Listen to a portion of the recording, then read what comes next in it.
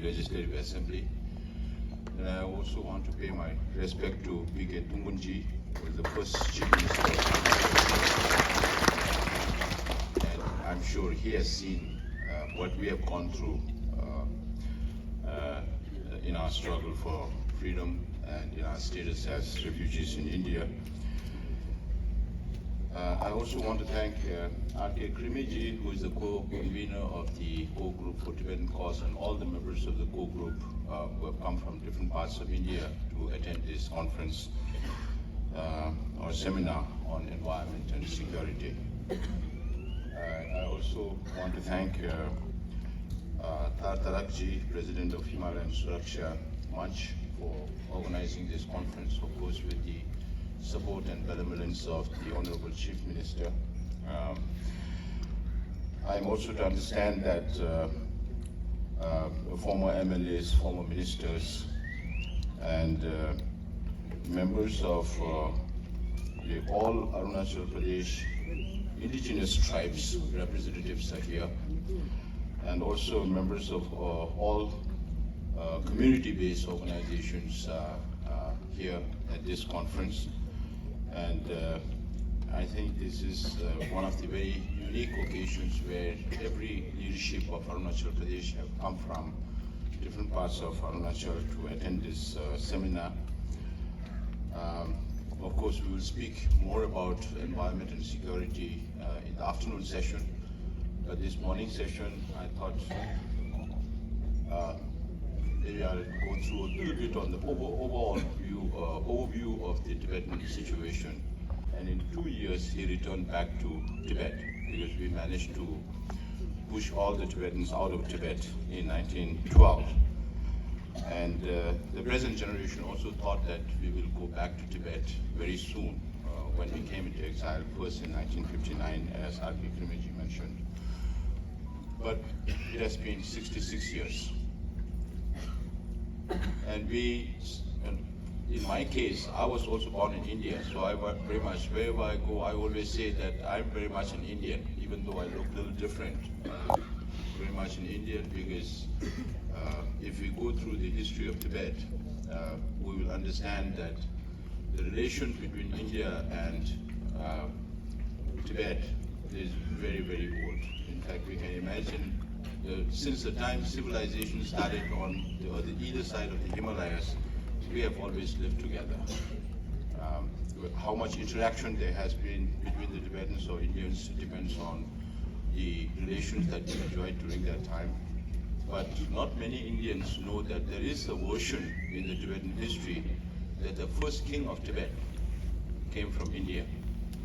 This is one version.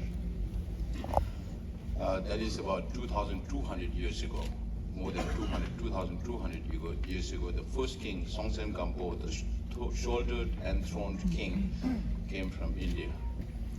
And then the Tibetan script came from India.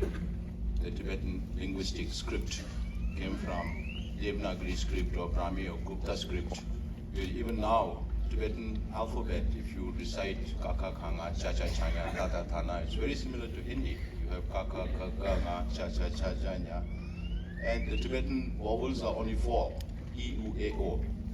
Whereas in Hindi, you have so many vowels, A, E, E, U, A, O, Aha. So whatever I learned during my grade 8, I still remember pretty a small part of that. So the Tibetan language that came from India, the Tibetan script that came from India, today Tibetan language is one among the 15 most oldest languages in this world with more than 1,000 years of history. And then Buddhism came to Tibet from India, from the Nalanda school of Buddhism in 8th century. And we Tibetans transliterated every available Sanskrit and Pali Buddhist text into Tibetan between 8th century to 13th century, and we must have had the biggest transliteration in the house at that time. So we have translated every teachings of the Buddha and the commentaries by experts into Tibetan, and today Tibet is the only country, or Tibetan is the only language that has all the translated version of Buddha's teachings. And we are very proud to be a repository of one part of ancient Indian wisdom, Buddhism. that is based on peace and non-violence. Then Tibet disintegrated for about 400 years from 9th to 13th century. Even in the 13th century, at the end of our disintegrated years, I heard 3 years back, I was in Kolkata and I was looking at Google to find out about a temple that was built by a previous Panchen Lama in Kolkata. But I came across another historical fact that when at the beginning of 13th century, on 1206, when Tibet disintegrated, was in a very weak state, India was ruled by the Khiljis. And in 1206, Bakhtiyar Khilji sent 10,000 army into Tibet through Kuch Bihar, and only 100 returned back.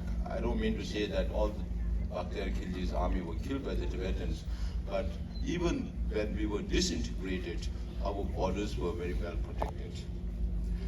Then 13th century, Mongols became a big empire in Central Asia, and we built relations with the Mongols around 1247. And then we became teachers, Buddhist teachers to the Mongol kings. And then Kublai Khan invaded China. So we established relations with the Mongols much before Mongolians invaded China. So Kublai Khan invaded China in 12